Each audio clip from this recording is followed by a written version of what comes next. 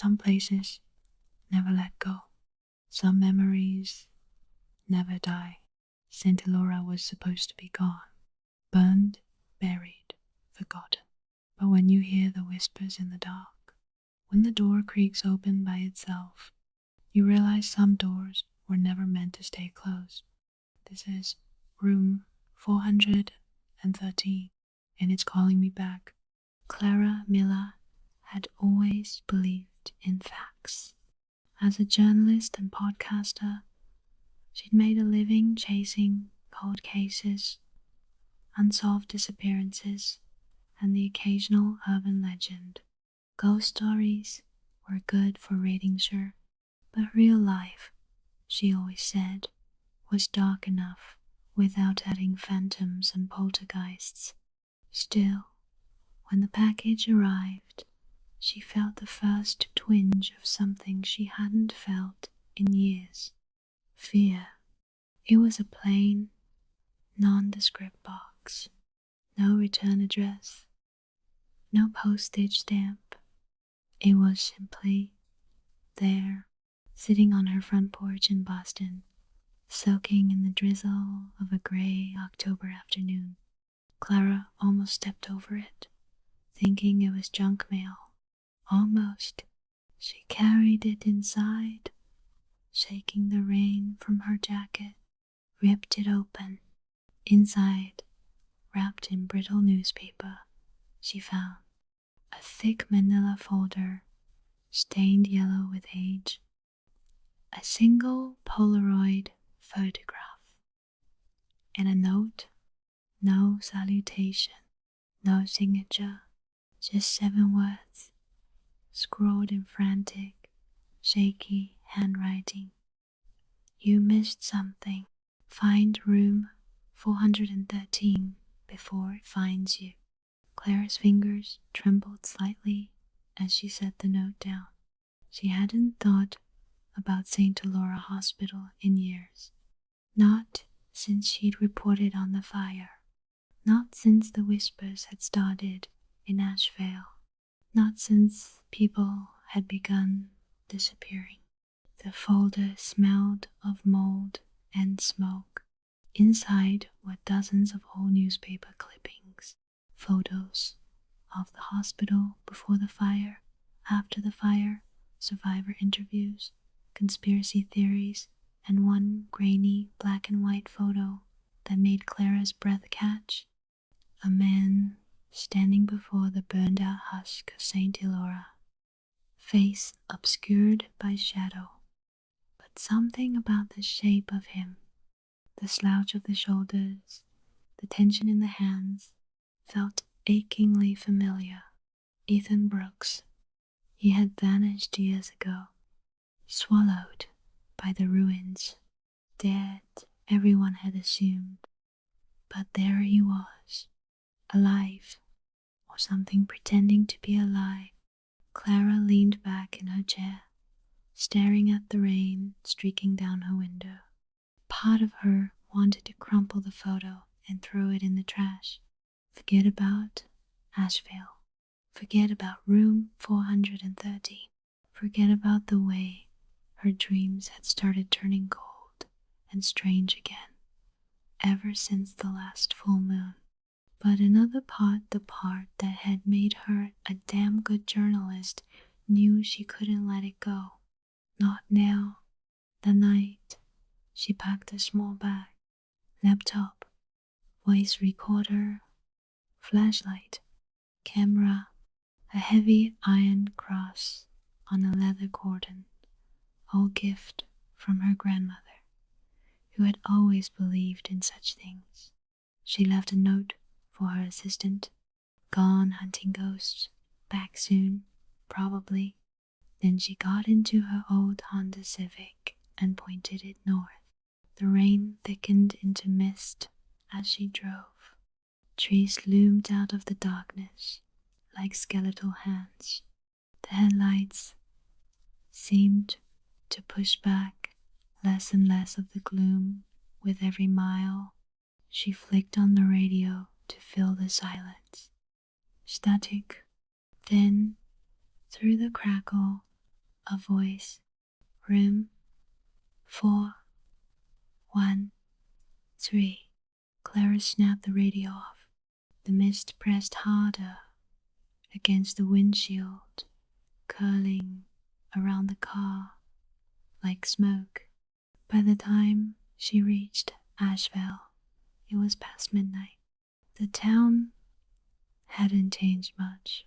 Still, the same sagging rooftops, the same broken sidewalks, the same gas station that looked closed even when it was open. But something felt wrong, as if the town itself was thinner, as if one strong wind might blow the whole place away or tear it open. She checked into the only motel still operating, the Hollow Pines Inn. The clerk didn't ask for her name, didn't ask why she was there, just slid a key across the counter with a blank stare. Room 6. End of the hall. No other cars in the parking lot, no other lights in the windows. It was as if Clara were the only soul left in Ashvale. The room smelled of bleach and sadness. She set her bag down on the bed and went into the bathroom to splash water on her face. When she looked up, wiping her eyes with a towel, she saw it in the mirror. For just a second, a little girl standing behind her, blonde hair, hospital gown, eyes black as empty wells. The light flickered. When Clara spun around, there was no one there, only the soft, lingering scent of burnt paper, and somewhere, far, far off, a lullaby. The Hollow Pines Inn smelled like bleach, cigarette smoke, and old regret. Clara Miller woke with a jolt, heart pounding, the echo of some forgotten dream slipping away into the early morning haze. The room was heavy with silence. No sounds of other guests, no cars passing outside, just the low creak of old wood settling and the endless sigh of the wind pushing against the cracked windows. She sat up slowly, rubbing sleep from her eyes. The cheap clock radio on the nightstand blinked 6:13 a.m., its neon red numbers flickering weakly. Somewhere deep in her bones, Clara felt it. Today was the day everything would change. The diner across from the inn was the kind of place that looked like it hadn't been cleaned since 1975. A bell above the door jangled as Clara stepped inside, the scent of burnt coffee and stale grease assaulting her nose. 3 old men sat hunched at the counter, nursing mugs of something that might have once been coffee. They glanced up as she entered, then quickly looked away. The waitress, a wiry woman with tired eyes and a name tag that read Sandy, approached with a practiced smile. "Help you, hon?" she rasped, voice rough from years of cigarette. "Just coffee," Clara said. Sandy poured a cup without asking if she wanted anything else. As Clara stirred the bitter liquid, she pulled out her phone and opened her podcast app. No signal. Of course, Ashvale didn't want outsiders recording its secrets. Across the diner, the old men murmured quietly to each other. Clara caught fragments. Another one gone. No body, just gone. The hollow took her. She leaned closer. One of the men noticed and clammed up immediately, shooting her a warning look. Sandy noticed too. "Best not to poke around, hon," she said, voice low. "Some things in this town are best left alone." Clara smiled politely, sipped her coffee, and made a mental note. The more they tell you not to look, the closer you're getting to the truth. After breakfast, Clara drove toward the ruins of Saint Elora, or what was left of them. The hospital grounds were fenced off, the chain link rusted and sagging. No trespassing signs, probably because no one was stupid enough to come here anymore. Still, the place felt wrong, even in daylight, even through the safety of her car. Clara could feel it. The pull, like the hospital wasn't just abandoned, it was waiting. She parked a block away and walked the rest of the distance, her boots crunching over broken asphalt and dead leaves. The gates hung ajar. Someone or something had broken the padlock clean off. Clara hesitated. Then she ducked through the gap. The hospital was a blackened skeleton, charred beams clawed at the sky. Shattered windows gaped like broken mouths. Ash coated everything, a grey powdering that whispered away with every step. The air smelled of old smoke, mold, and something else. Something sweeter. Rot. She snapped photos quickly, moving carefully over the unstable ground. Several walls had collapsed completely, leaving gaping holes into the basement. More than once, she heard the scrape of movement behind her. When she turned, nothing was there, only the wind, or maybe not. Near what used to be the main entrance, she found it. A door, still standing, still intact. The numbers 413 faintly visible under layers of soot and grime. Her heart seized in her chest. The door looked newer than the ruins around it, as if the fire had never touched it, as if time itself refused to touch it. Clara reached out, fingers brushing the cold metal handle, and a voice hissed in her ear. "Don't." She jerked back, heart hammering. There was no one behind her, only the wind and the door. Always the door. She stumbled backward, nearly falling over a chunk of debris. As she caught herself, her eyes landed on something half buried in the ash. A child's shoe, tiny, melted at the edges.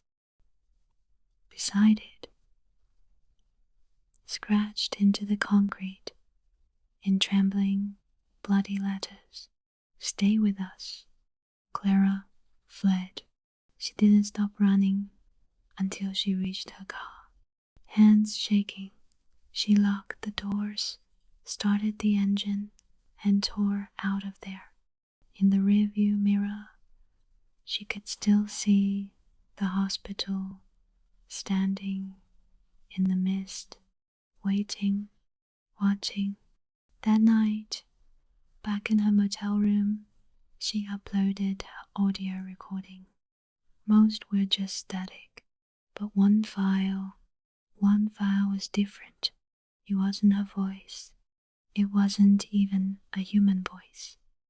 It was a chorus of children, whispering, chanting, repeating the same phrase over and over. Room 413.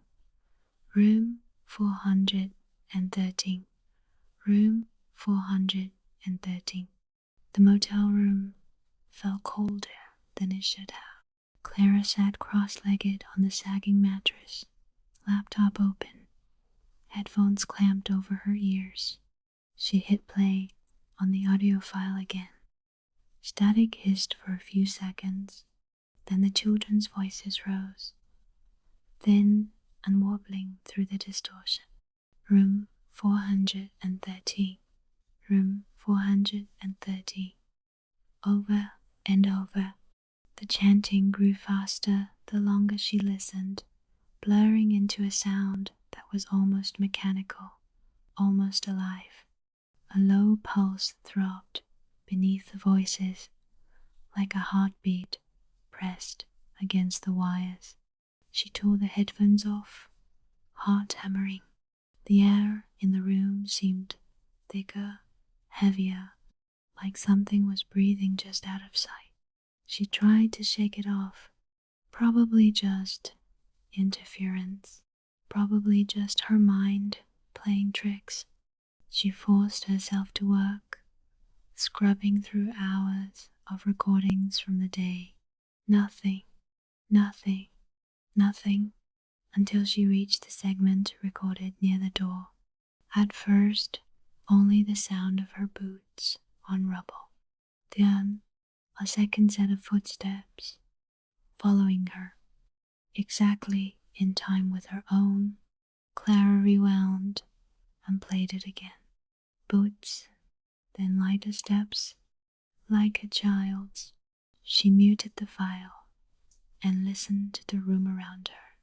Nothing, but when she glanced at the mirror on the wall, the same cracked mirror from the night before, she saw it, just for a second, a flicker of movement, a shape small and pale, disappearing into the corner of her vision.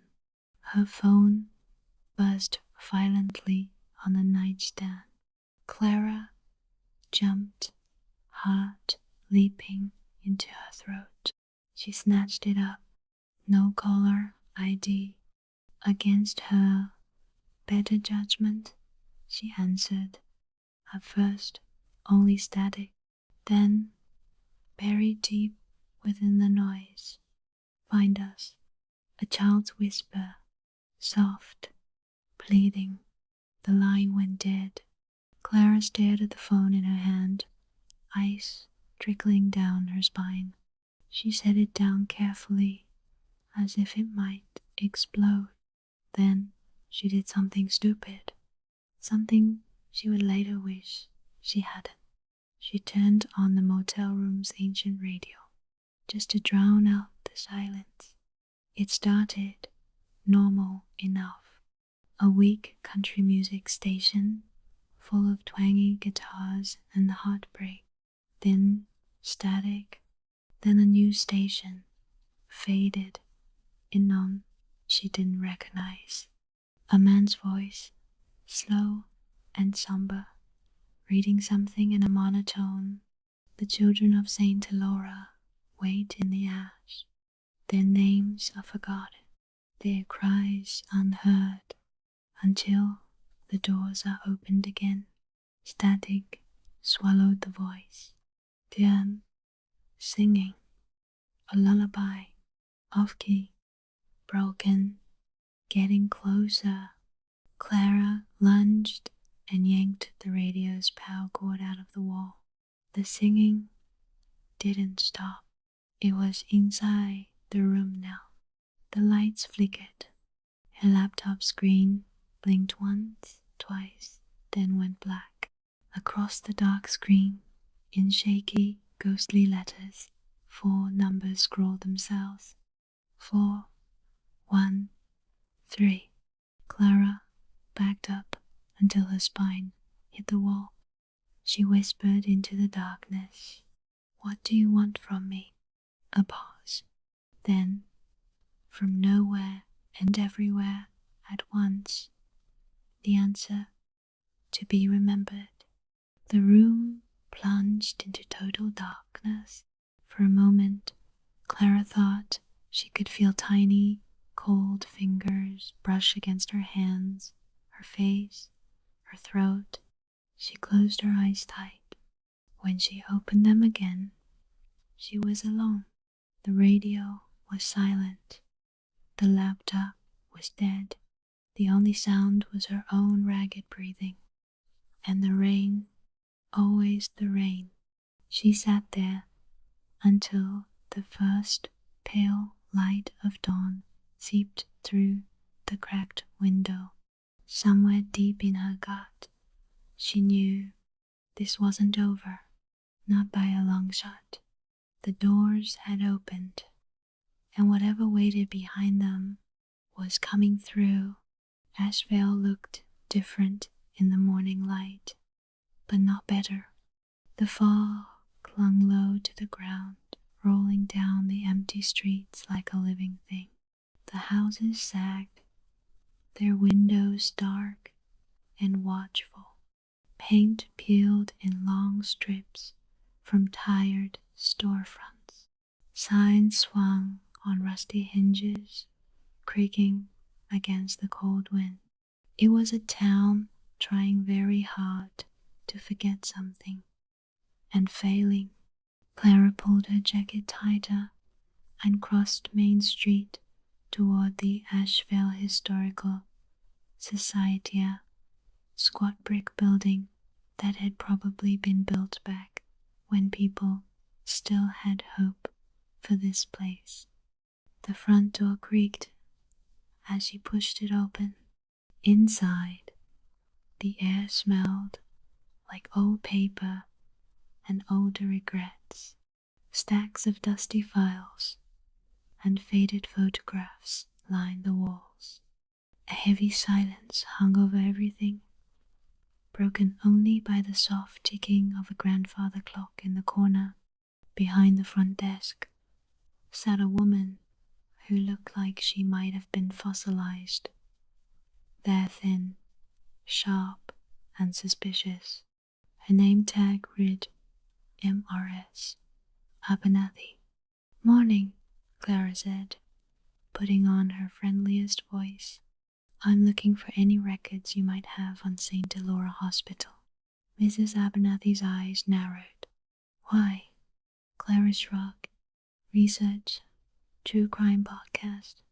The older woman's mouth tightened into a thin, bloodless line. "We don't traffic in gossip here," she said stiffly. "Especially not about that place." Clara leaned in, lowering her voice. "Look, I know it's not easy, but people are disappearing again, and I think it's connected." For a moment, Mrs. Abernathy just stared at her. Then, with a reluctant sigh, she rose from her chair and disappeared into a back room. Clara waited, heart hammering. Outside, the fog pressed against the windows, blurring the world into shapeless grey. Mrs. Abernathy returned a few minutes later, carrying a battered cardboard box. She dropped it on the counter with a thud. "No one's looked at this stuff in decades," she said. "Best you don't either." Clara offered a tight smile and dragged the box to a nearby table. Inside, she found yellowed newspaper clippings, faded black and white photographs, typewritten reports on thin, crackling paper. She flipped through quickly, skimming headlines. "Saint Elora opens. New hope for Ashvale's sick children. 1951.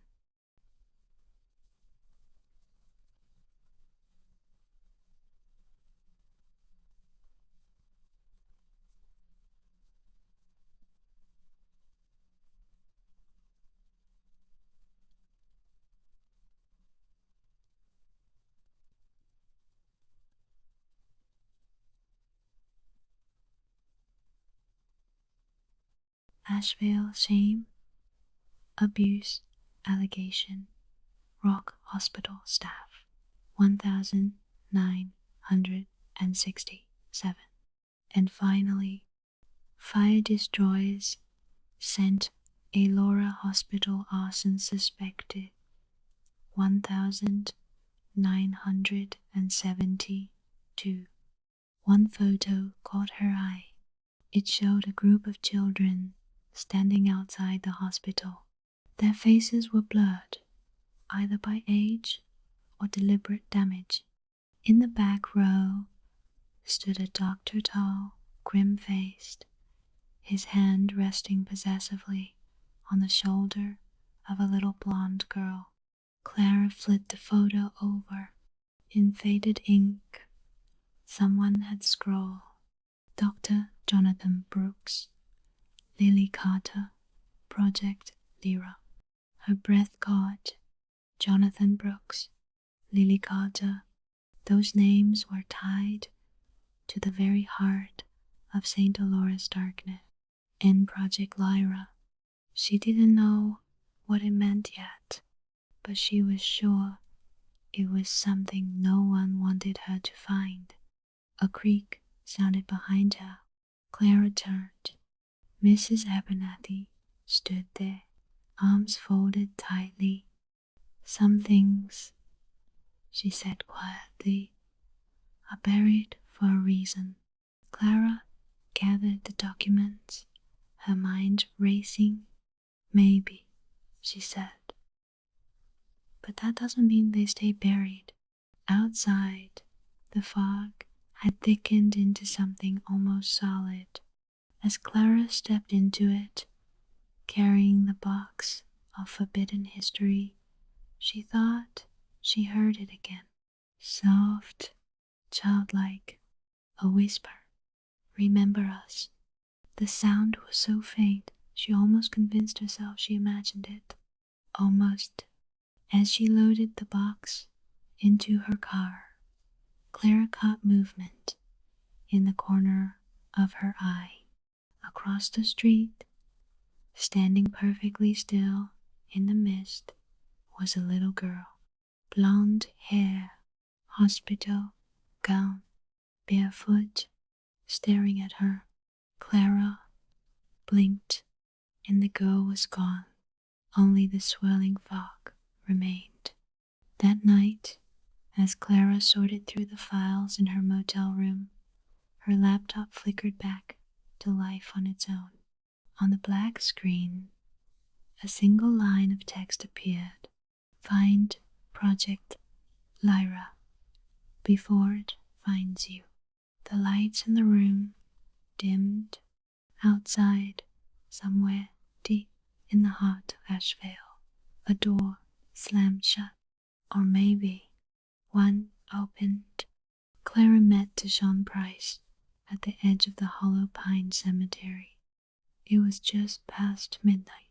The moon hung low and bloated behind a veil of thin clouds, casting the town in a sickly, colorless light. Deshaun leaned against an old Ford pickup, arms folded, eyes scanning the street like a man who trusted nothing, not even the night. He was tall, broad-shouldered, with close-cropped hair and a deep scar running from his left eyebrow to his temple. Ashvale had left its mark on him. You Clara Miller? He asked, voice low and gravelly. She nodded.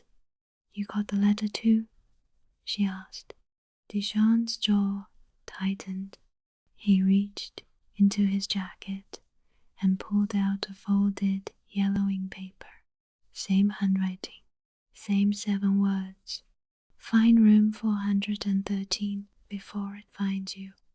They stood in silence for a moment, the weight of what connected them heavier than any greeting could cover. Then Deshaun said, I know someone else, someone who tried to fight it once, almost lost his soul in the process. Clara didn't hesitate. Take me to him. Father Benedict Ross lived on the outskirts of town in a crumbling old church no one attended anymore. The heavy oak doors groaned as they entered, the air thick with dust and coal. Candles lined the pews, flickering weakly. The altar was bare, except for a single worn Bible and a small iron crucifix. At the far end of the aisle, kneeling in prayer, was Father Cross. He rose slowly as they approached, his face pale and lined with sorrow, his eyes grey and piercing locked onto Clara. "You've seen it," he said softly. It wasn't a question. They sat together in the front pews as Clara told them everything. The package, the hospital ruins, the door, the voices, the child in the mirror.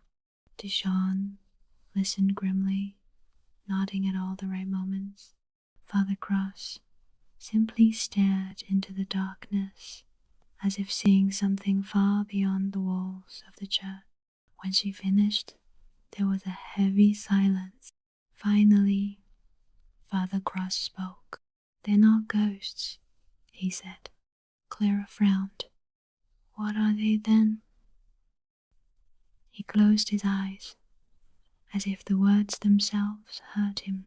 "Memories given hunger, guilt given teeth," he explained. "Decades ago, after the fire at Saint Elora, he had been called to perform an exorcism, not on the person, on the hospital itself, but it had failed. The darkness wasn't tied to a spirit, it was tied to the town, to the collective sins of Ashvale, to every lie told, every crime covered up, every secret buried and left to rot. Room 413 was simply the door, the entry point, and it was opening wider. Clara leaned forward, voice shaking slightly. "How do we stop it?" Deshawn and Father Cross exchanged a look. Cross said, "We don't stop it." Deshawn added, "We survive it. We outsmart it. Maybe even lock it back in for a while." Clara's stomach twisted. "And if we fail?" Cross smiled thinly. "Then we join them." The candle flames flickered wildly, though there was no wind. Somewhere deep within the earth, Clara thought she heard it, a heartbeat, slow, relentless, growing louder. They made a pact that night to find the truth behind Project Lyra, to face whatever waited inside room 413, to survive Ashvale or die trying. As Clara left the church with Deshawn, she glanced back over her shoulder. For just a second, she thought she saw figures standing in the pews, children, watching, waiting, smiling. The mist swallowed them whole as they stepped into the night, and behind them, the church doors slammed shut with a sound like a final heartbeat. The ruins of Saint Elora loomed in the mist like the skeleton of a dead god. It was worse up close. The soot-stained walls seemed to breathe. The broken windows wept condensation. Every gust of wind sounded suspiciously like a whisper. Clara, Deshawn, and Father Cross stood at the edge of the crumbling parking lot, staring at the gaping black maw where the hospital's front entrance used to be. No one spoke. They all felt it, the pull, the wrongness, like a giant, unseen eye had opened and turned its gaze upon them. Deshawn checked his flashlight, slipping a fresh battery in. Father Cross murmured a prayer under his breath, fingers brushing the crucifix at his neck. Clara steadied her recorder. If they were going to die, she was damn well going to get it on tape. They crossed into the ruins. The air grew colder instantly, turning their breath into fog. Inside, the corridors twisted and sagged. Ash crunched underfoot. Burned hospital beds jutted out of the debris like broken bones. Someone, you are something, had carved symbols into the soot-darkened walls. Circles, triangles, eyes, and always. 4, 1, 3, etched again and again and again. Clara snapped photos while Deshaun led the way, the beam of his flashlight slicing through the gloom. Father Cross trailed behind, chanting softly. The deeper they went, the thicker the air became, heavy, wet, almost oily. Their footsteps echoed strangely, sometimes fading into silence mid-step, sometimes returning not one but 2 echoes, like something walking just a few paces behind. At a collapsed hallway, they found it. The door, room 413, still standing, still untouched. The numbers gleamed faintly under the flashlight. Deshaun cursed under his breath. Same damn door, still here after all these years. Clara stepped closer. Her heart hammered so loud she could barely hear the wind. The door handle was cold as ice, rimed with frost, even though the day was warm. On the wall beside it, someone had scrawled in jagged black letters, "She waits inside." Father Cross pressed a hand against the door and hissed, pulling away quickly. "Not yet," he said. "Something stirring, but it's not ready to let us in." Before anyone could answer, a loud crack echoed through the ruins. They spun around. At the far end of the hallway, shadows twisted. At first, Clara thought it was smoke, but as the figures drew closer, she saw them.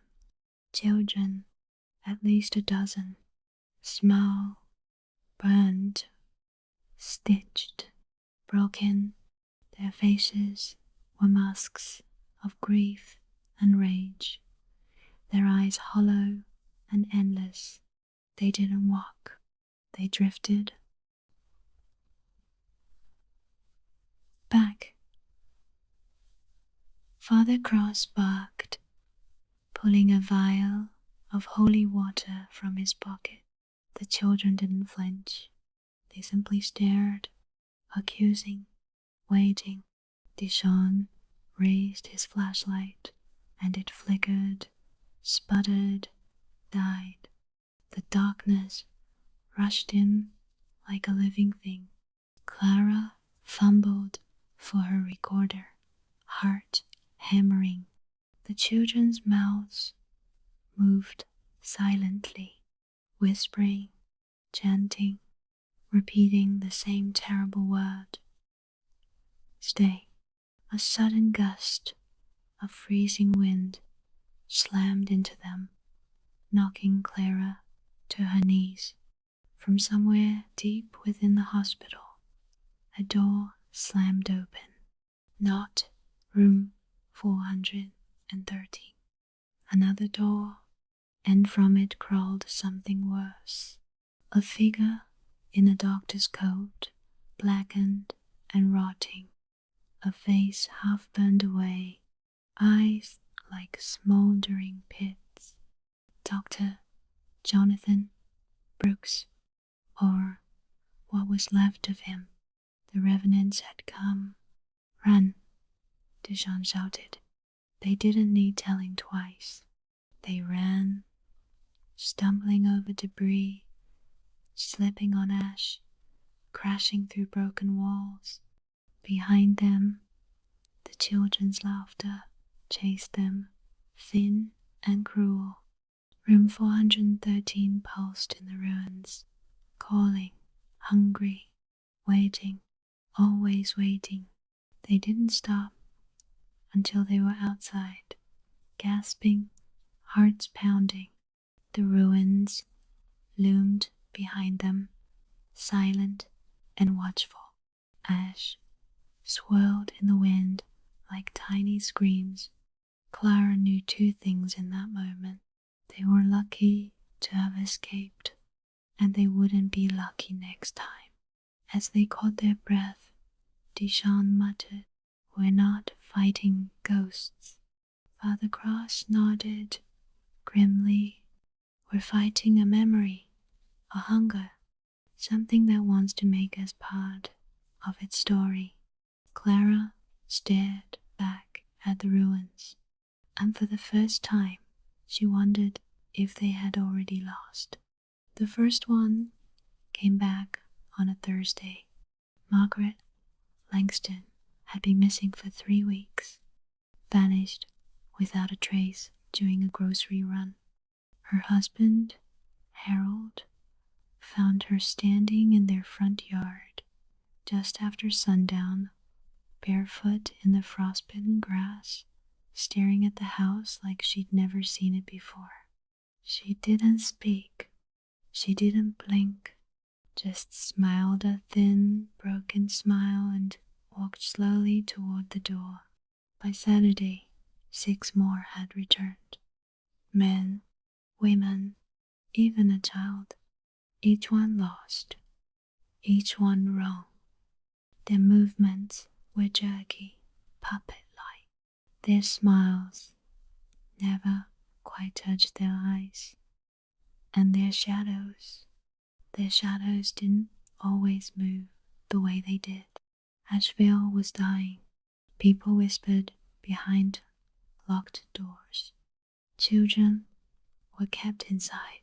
Churches filled up with frightened prayers, but nothing helped. The returned walked the streets at night, heads tilting unnaturally as they peered into windows, waiting, searching, smiling. Clara sat at the motel window, recording notes into her phone. Her voice was tight, shaking despite herself. Day 6. Saint Elora's influence is spreading. The Revenants, the people who disappeared, are back. But they aren't alive. Not really. The town is paralyzed with fear. I don't know how much longer we can stay hidden. She turned off the recorder and drew the curtains tightly closed. Outside, she could see 2 figures standing across the street, just standing, watching, smiling. The knock came at midnight. 3 slow raps. Clara froze. Another knock. Father Cross stood, crucifix in hand. Deshaun slipped his revolver free from its holster, though they both knew bullets wouldn't help. Clara crept toward the door. The peephole was shattered. Of course it was. A voice drifted through the door. Soft, childlike, familiar. "Let us in, Clara." She stumbled back.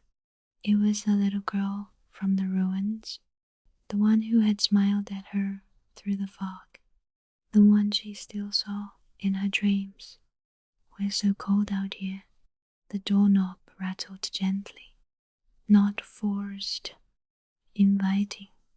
Father Cross grabbed Clara's wrist. "Don't open it," he hissed. "That's not her. That's the room speaking through her." Deshaun braced the door with a chair. The knocking stopped. For a long, long moment there was silence, then a whisper, as soft as breath. You can't hide from family. When they checked an hour later, the Revenants were gone. Only muddy footprints remained, leading up to the door and vanishing into nothing. The next morning, Ashvale was different. The Revenants had stopped hiding. They wandered openly now, knocking on doors, standing outside businesses, crowding the town square.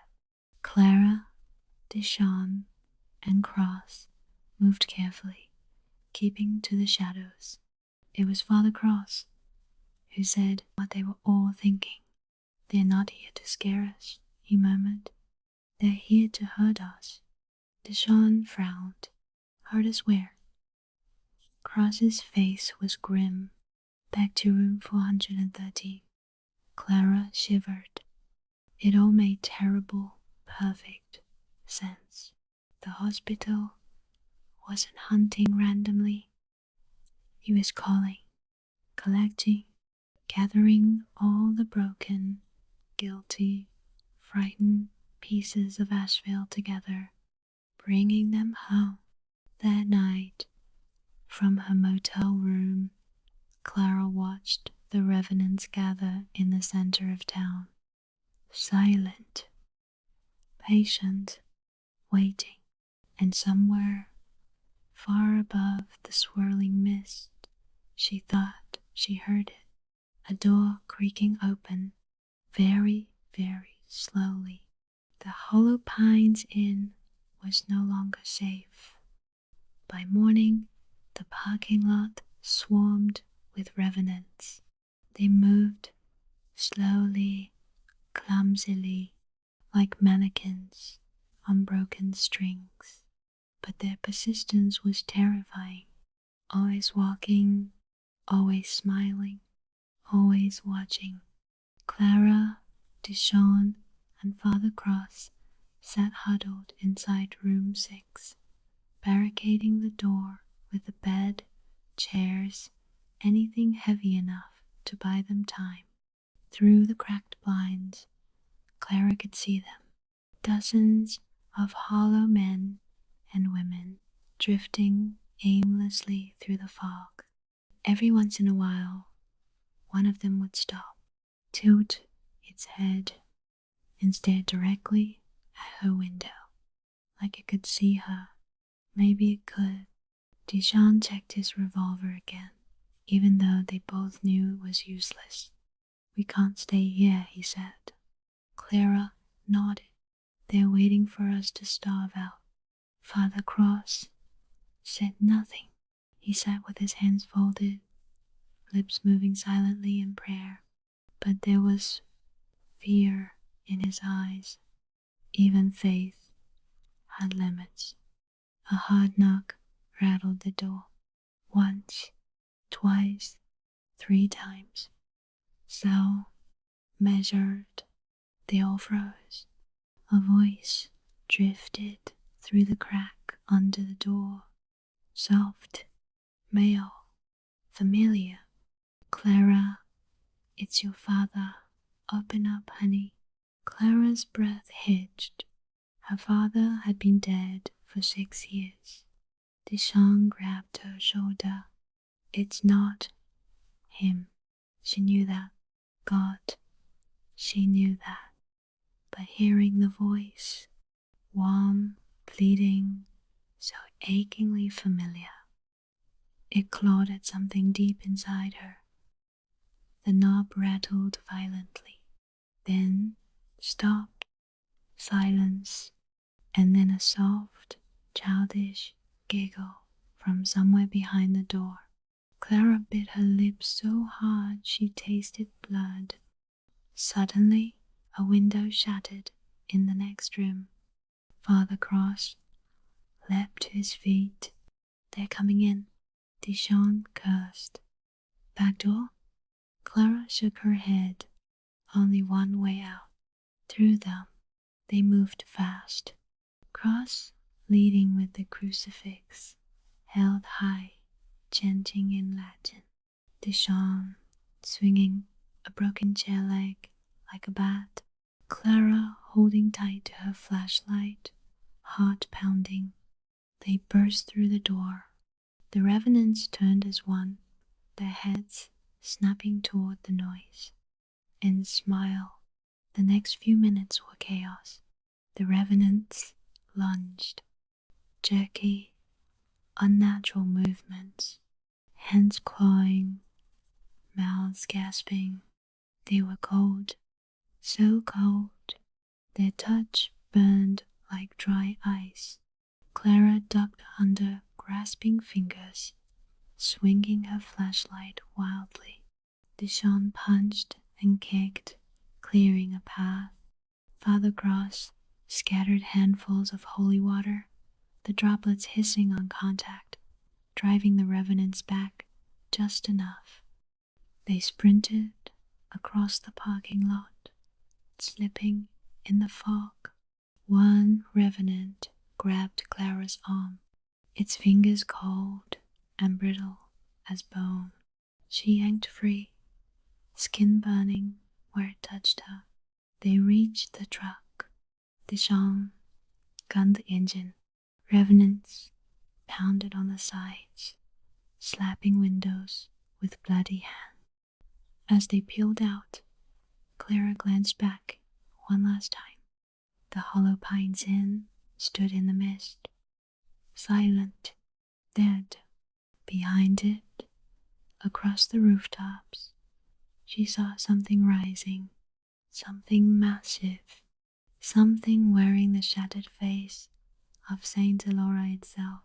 They drove without speaking. The town blurred past. More Revenants, more broken smiles, ash swirling in the air like snow. Ashvale wasn't dying. It was already dead. It just didn't know it yet. Finally, after what felt like hours, they stopped at the old church, Father Cross's sanctuary, or what was left of it. The front doors hung broken. The pews were overturned. Candles snuffed out. The altar blackened, smeared with symbols Clara recognized from the hospital. The door to room 413 wasn't just at Saint Elora anymore. It was everywhere. As they caught their breath inside the wreckage, Clara whispered, "What do we do now?" Father Cross stared at the ruined altar, then slowly turned to them. "We go back." "Back where?" Deshawn rasped. Cross smiled grimly. "Back to the source." He pointed toward the ruins, toward the pulsing heart of the nightmare, toward room 413. Waiting, always waiting. The entrance to Saint Elora was a wound in the earth. Ashvale's broken bones rising from the ground, still bleeding smoke and sorrow. The town had gone silent. No Revenants roamed the streets now. They didn't need to. The trap was already sprung. Clara, Deshawn, and Father Cross moved carefully through the ruins, their flashlights cutting thin, useless lines through the mist. The air was thick, wrong. Breathing felt like inhaling glass. The door waited at the heart of the wreckage. Room 413. Still pristine, still untouched. Its brass numbers gleamed like fresh blood in the sickly light. Clara could hear it humming now, a low, bone-deep vibration resonating inside her skull. The others heard it too. She could see it in the tight set of Deshawn's jaw, the way Father Cross gripped his crucifix so hard his knuckles turned white. The three of them stood before the door. No one spoke. Words felt useless here. Father Cross stepped forward first.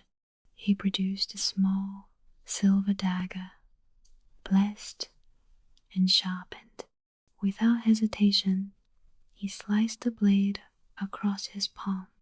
Blood welled up, dark and sluggish.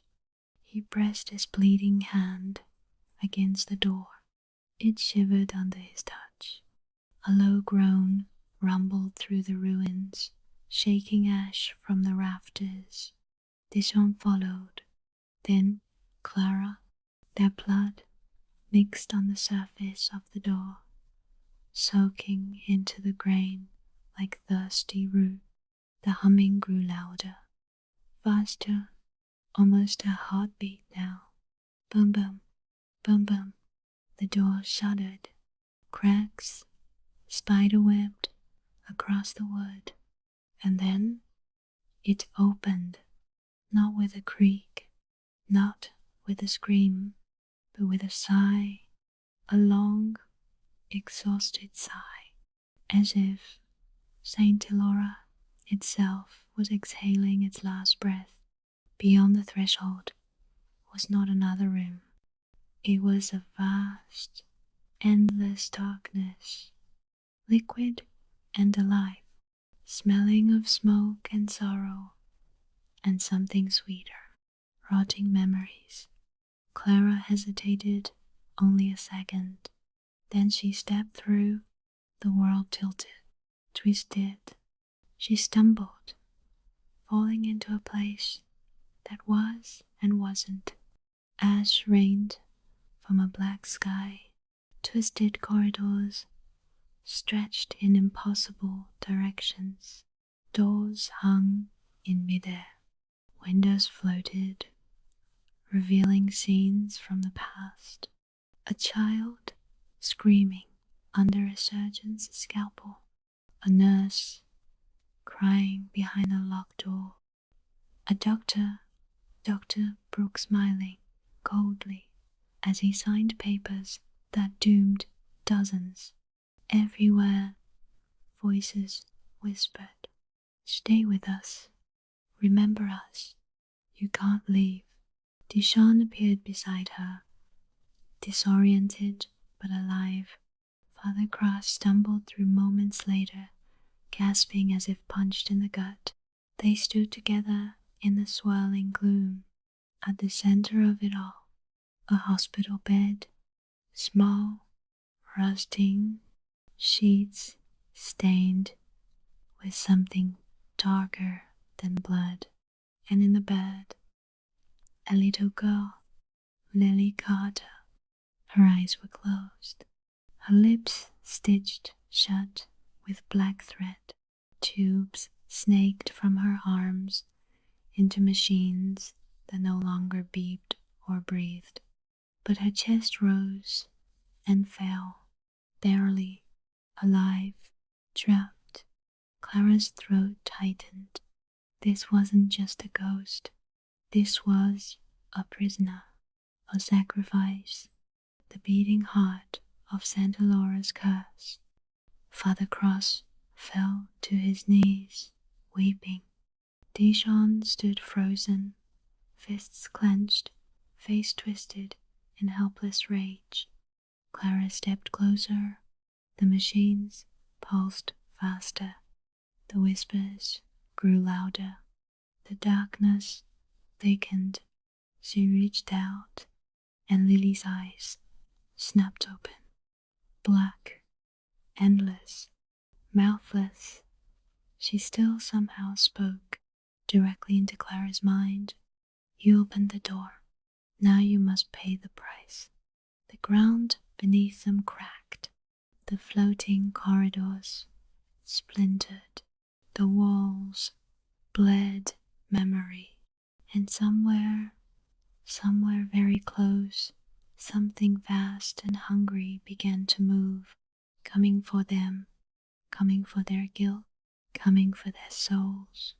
Clara turned back to her friends. Her voice was barely a whisper. "We're not here to save her. We're here to set her free."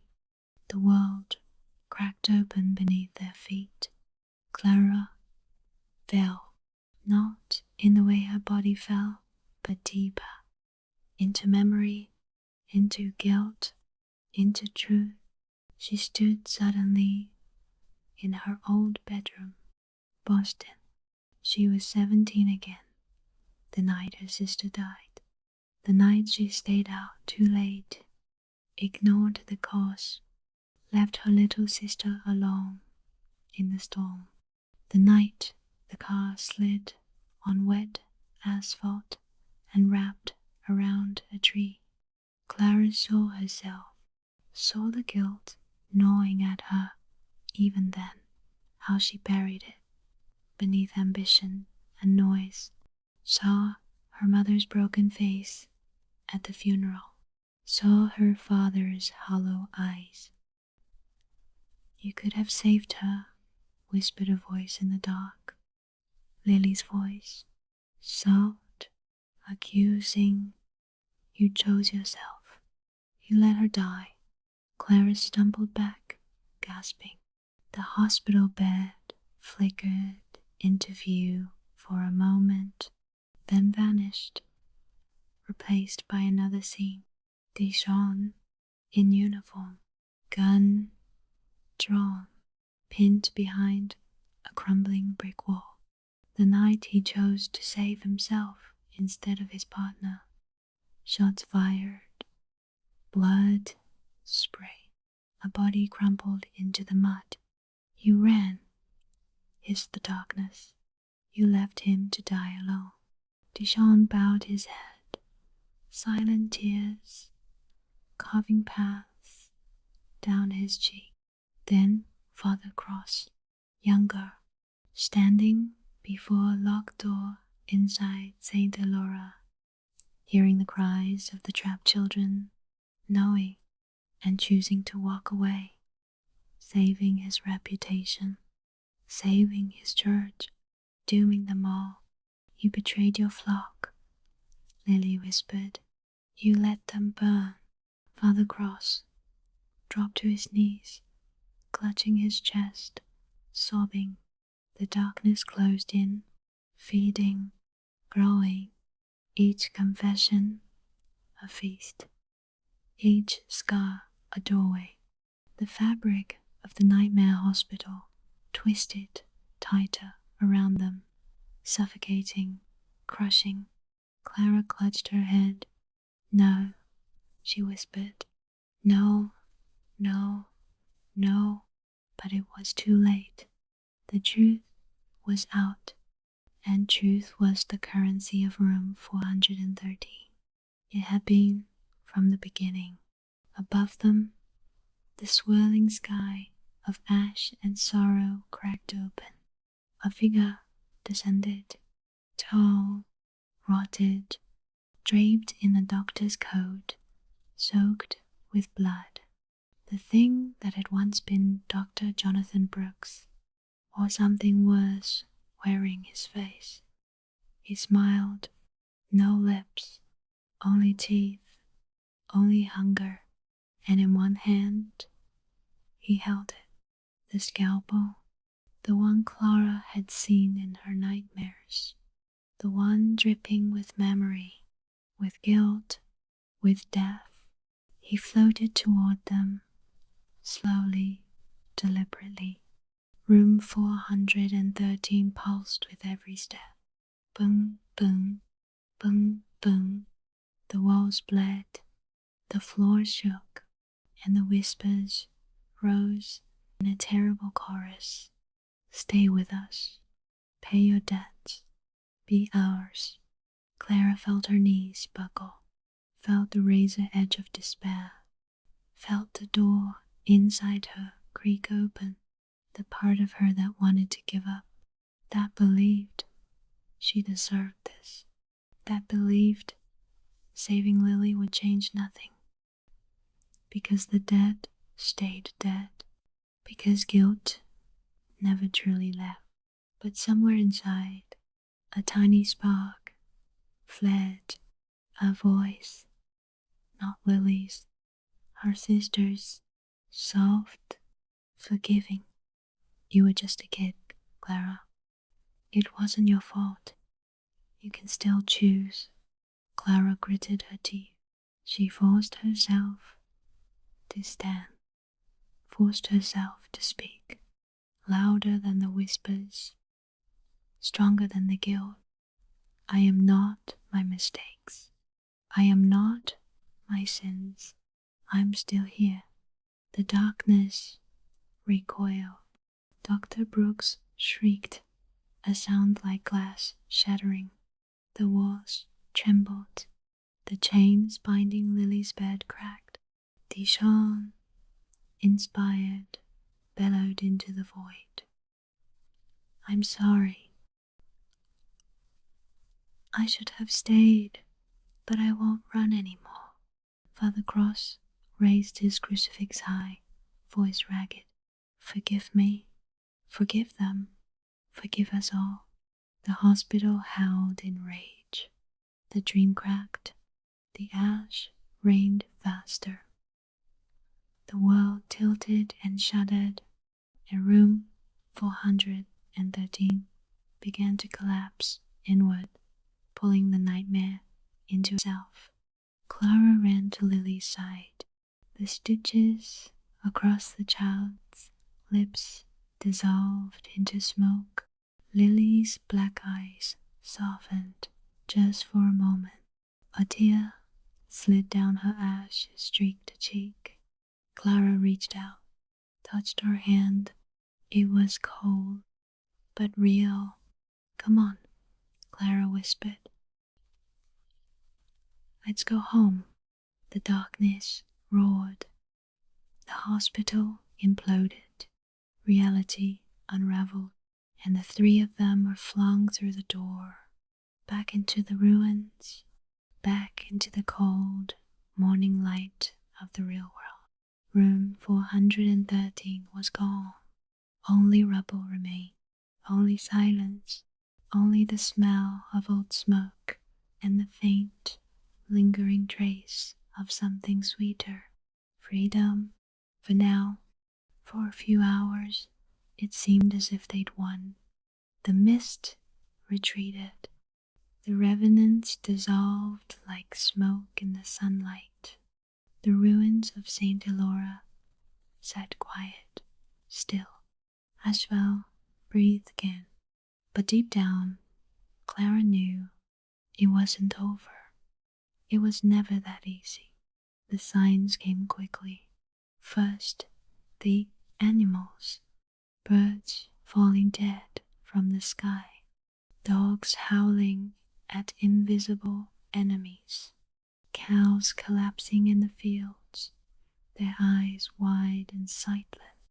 Then, the people coughing up ash, eyes bleeding black tears, whispering in their sleep, 413, 413. Dijon slammed the truck door shut, rage and fear boiling under his skin. This town's cursed, he growled. Burn it to the damn ground. Father Cross shook his head wearily. It's not the town, it's the guilt. He looked at Clara. It's inside them now, inside all of us. The trio gathered at the center of the ruined town square. The revenants were gone, but the infection remained. The scars of Saint Elora had taken root deep into the soul of Ashvale. There was no containing it. Only one thing left to do. Father Cross opened a battered leather book, an ancient ritual, one last exorcism. Not for a person, not for a building, for a town. They needed three things: a confession, a sacrifice, a door. The door. They already had the remains of room 413. Now just a scorched black threshold buried in the ruin. The confession, Father Cross would provide all of it. every failure, every lie, every betrayal he'd ever committed. He knelt in the ash, tears streaming down his face, voice raw and broken as he poured his soul into the empty sky. The sacrifice, that was the hard part. Clara realized it first. Room 413 needed blood. A final offering, something pure, something guilty. A bridge between the two. She stepped forward. No, Deshawn barked, grabbing her arm. But she shook her head. I opened the door, she said. I have to close it. Father Cross placed a trembling hand on her shoulder. There's another way. But Clara saw it in his eyes. There wasn't. Not really. She pulled the iron cross from around her neck and pressed it into Deshawn's palm. Tell them what happened, she said. Tell them the truth. Then she turned toward the door, toward room 413, toward the end. The ash swirled around her, forming figures.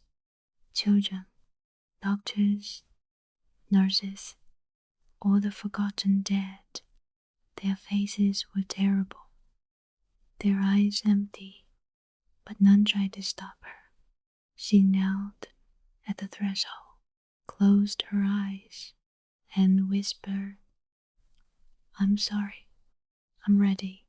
The ground shook, the air split with a thunderous crack. A blinding light exploded outward from the ruins. Deshawn shielded his face. Father Cross fell to his knees, weeping openly. When the light faded, Clara was gone. Room 413 was gone. Only a wide, empty scar remained in the earth.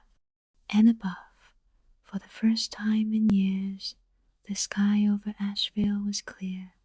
The town survived. Somehow, people woke from their nightmares. The animals returned. The air smelled like rain instead of smoke. Life, fragile and tentative, began again, but not without cost. Deshawn stood at the ruins often after that, watching, waiting. Father Cross left town, vanishing into the highways and dust. And Clara became a story, a whisper, a warning. They say if you stand at the edge of the Hollow Pines Inn at night, if you listen carefully, you can hear her voice on the wind. Some doors should stay closed. And if you're very, very unlucky, you might hear another voice, too. Soft, childlike, eager, calling, room 413, room 413, because some wounds never heal, some guilt never fades, and some doors never stay closed. The seasons changed in Ashvale. The mist lifted, the revenants faded into forgotten dreams. The hospital ruins were bulldozed, the land salted and fenced off. Saint Elora was at last gone. Also, they said, Deshawn stayed in town longer than he should have, working odd jobs, patrolling the empty streets at night, listening, always listening, because the town might have healed, but Deshawn hadn't. Not really. Not after what they'd seen, not after what they'd lost. Every now and then, people would mention Clara Miller, the journalist who vanished, saving them all, the girl who walked into room 413 and never walked back out? There were rumors, of course. Some said she became part of the hospital's ghost. Some said she found peace. Some said she still wandered the ruins, whispering warnings to those foolish enough to listen. Dejan didn't believe any of it, because sometimes, late at night, he heard her, not in words, not in dreams, in the spaces between, the static on the radio, the shiver down his spine when he passed the empty lot, the cold breath on his neck when he stared too long at the scars in the ground. One night, long after midnight, Deschamps stood at the edge of where Saint Elora had been. The wind was sharp, full of the scent of wet earth and old ashes. The world was silent, utterly still. Then, faintly, he heard it. "Stay with me." A child's voice, soft, lonely, familiar. He turned slowly, and there she was. For a heartbeat, for less than that, Clara, standing in the mist, smiling sadly, eyes full of sorrow and forgiveness. He blinked, and she was gone. Only the wind remained, only the stars, only the hollow ache in his chest. But he smiled anyway, because maybe, just maybe, some promises didn't die with the body. Maybe some doors, once opened, could never truly close. Maybe some people stayed with us, even after they were gone. In the end, Ashvale moved on. The children laughed again. The churches reopened. Life resumed. But every year, on the anniversary of the fire, people left small offerings at the empty lot. Candles, flowers, crosses, and sometimes, just sometimes, a scrap of paper burned at the edges, scrawled with 4 simple numbers, 413, because deep down they all remembered some doors should stay closed, some debts can never be repaid, and some ghosts never really leave